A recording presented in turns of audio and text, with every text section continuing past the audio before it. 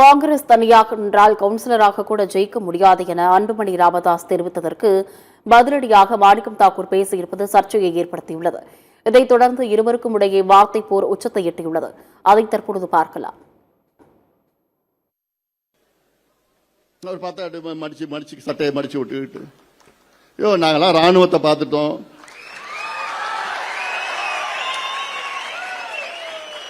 துப்பாக்கி சூட பார்த்துட்டோம், தடியடிய பார்த்துட்டோம், ஜெயில எல்லாத்தையும் நாங்க பார்த்துட்டோம்.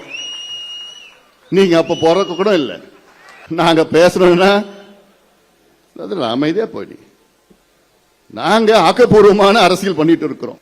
நாங்க தனியா நின்று எத்தனையோ சட்டமன்ற உறுப்பினர்களை நாங்க வெற்றி பெற்றிருக்கிறோம். தனியா நின்று உங்களால ஒரு கவுன்சிலர் கூட ஜெயிக்க முடியாது. தனியா நின்று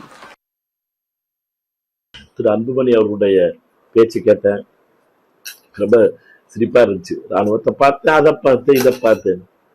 நான் கேட்கறது என்னன்னு கேட்கிறேன் உங்கள்கிட்ட கேட்கறது என்ன கேட்டுக்கிட்டு இருக்கேன். மத்திய அரசு, மோடி அரசு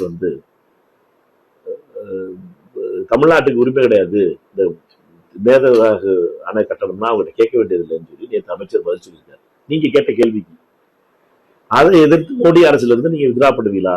ராஜ்யசபால ஆதரவு வித்ரா பண்ணுவீங்களா? ஒரு ஆள் தானே இருக்கீங்க, வித்ரா பண்ணுவீங்கன்னு கேட்டீங்கன்னா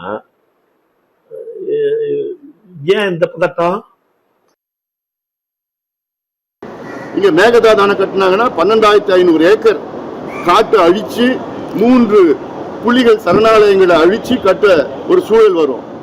ராகுல் காந்திக்கு சொல்றதுக்கு தைரியம் இருக்கா? கட்டக்கூடாதுன்னு சொல்லுவாரா? ஆகஸ்ட் மாசம் 1ஆம் தேதி வர்றாரு, சொல்லுவாரா அவரு?